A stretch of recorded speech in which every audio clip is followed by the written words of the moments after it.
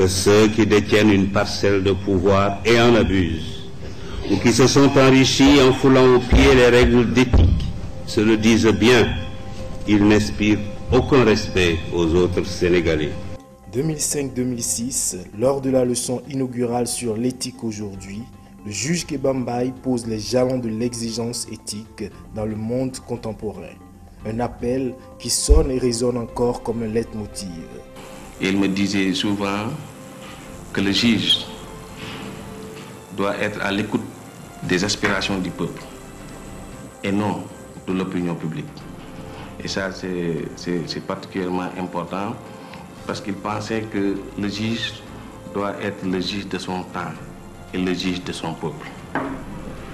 Voilà le président. Il avait tout il aimait la perfection, il avait toutes les qualités pour être un homme immense, multidimensionnel.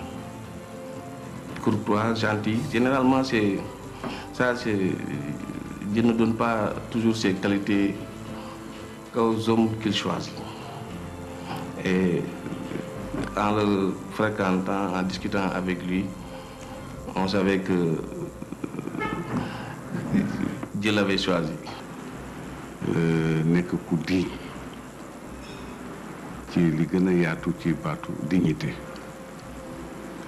li ñu xam ci moom moo di ku gëmoon ñëpp la juge la woon mais li ko gënoon soxal moo di li ñu tuddee justice équitable. Né le 5 août 1924 à Kaolack, Kéba Mbaye fréquente l'école normale William Ponty de Sébikotane. Il exerce quelque temps comme instituteur avant de poursuivre ses études, d'abord à la faculté de droit de Dakar, puis à l'école nationale de la France d'outre-mer à Paris dans la section magistrature. Défenseur du droit et de la justice, le juge Kéba Mbaye s'investit pour une justice équitable. J'appartiens, c'est-à-dire les juristes des années 60-70 sur les bancs de la faculté encore, il nous est apparu très vite comme celui qui pouvait, et il l'a prouvé après, mener le droit sénégalais et le droit africain vers, d'une part, l'épanouissement et aussi vers le détachement des textes législatifs français qui avaient quelque peu vieilli sur ces territoires, notamment dans les domaines culturels. Après cela, il a aidé le pays à concevoir ce qu'on appelle le premier code électoral consensuel, en 1992. Je me souviens quand le président Diouf a reçu la commission qu'il dirigeait pour ce code électoral consensuel qui a été élaboré avec l'ensemble des partis politiques du Sénégal. Le président Diouf lui a dit, après l'avoir félicité, ce code, je n'y changerai pas une virgule. Et je demande à l'Assemblée nationale qui vote les lois d'en faire autant. Ce qui veut dire que la confiance qu'à l'époque toute la classe politique nourrissait en l'égard du juge Kéba Mbaye était totale. Homme d'action et de réflexion, il a exercé les plus hautes fonctions de l'État. Premier président honoraire de la Cour suprême du Sénégal, ancien président du Conseil constitutionnel du Sénégal, ancien juge et vice-président de la Cour internationale de justice, des postes que le juge Kéba Mbaye a occupés avec humilité et dignité. Il avait, je dirais, une passion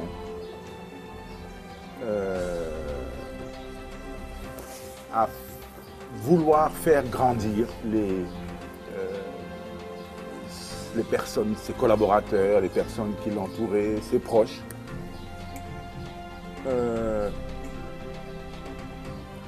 Et il considérait même, enfin, je considère qu'une grande partie de son autorité venait de là. C'est-à-dire être le tuteur, dans le sens de celui qui fait grandir.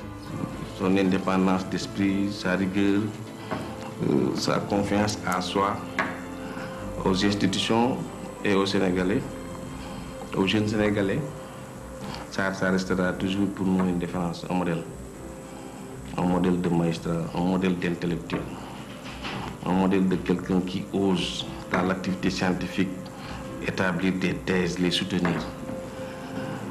un homme qui a une certaine idée de la dignité humaine. Un militant convaincu des droits de l'homme.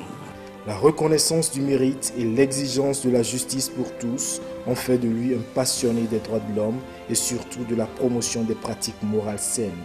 Son engagement public en faveur de l'éthique, il l'a eu au début des années 2000, à la fin des années 90, après le scandale des Jeux Olympiques de Salt Lake City.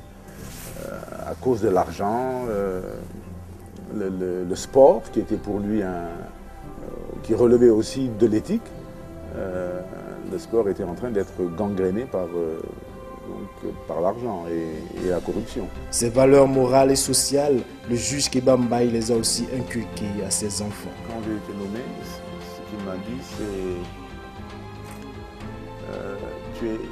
tu as été nommé directeur général d'une société qui appartient à l'État, mais tu te comportes, tu la défends comme si elle t'appartenait, sans en prendre un franc, sans en toucher un franc. C'est-à-dire ça t'appartient, tu te bats comme si c'était pour toi, mais bien entendu ce n'est pas pour toi. S'il y a une valeur parmi tout ce que j'essaye de vous inculquer, une valeur qu'il faut retenir, c'est celle de l'exemplarité. Par son comportement éthique, le juge Kéba Mbaye s'est voulu un serviteur de l'État. Et la fondation qui porte son nom aujourd'hui traduit à suffisance la lutte qu'il a menée. Quand il a commencé à développer dans ses discours le mot éthique, toute la classe politique a commencé à s'en accommoder et même à l'utiliser dans leur discours en disant qu'il faut avoir un comportement éthique, une éthique de responsabilité, etc. etc. Et c'est ça qui a le plus marqué les esprits. Alors, fort de cette valeur que toutes les religions prônent, n'est-ce pas, donc, qui doit être intégrée dans nos valeurs à nous, nos valeurs africaines, sa famille, d'abord ses enfants, ses proches et ses amis ont dit que de telles valeurs doivent être enseignées et vulgarisées, défendues et illustrées auprès de l'opinion publique. Et pour cela, il faudrait qu'on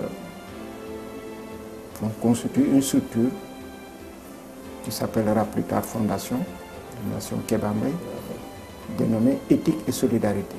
La Fondation Kéba Mbaye s'investit ainsi pour immortaliser l'homme, lui rendre justice de son nation et témoigner de la justesse de son engagement au service de la société. Cette fondation œuvre dans 4 domaines. D'abord dans le domaine de l'éthique, c'est évident, je reviendrai tout à l'heure. Dans le domaine de l'éducation, dans le domaine de la solidarité et enfin dans le domaine du sport. Des actions fortes pour que les générations futures retiennent le nom de celui-là dont les conseils constituent aujourd'hui comme un bréviaire. Déterminons-nous à débusquer et à écarter sans complaisance au besoin et à punir sans faiblesse ce qui ruine ce pays ou le desservent, les corrompus et les antinationaux, les roublards et les paresseux.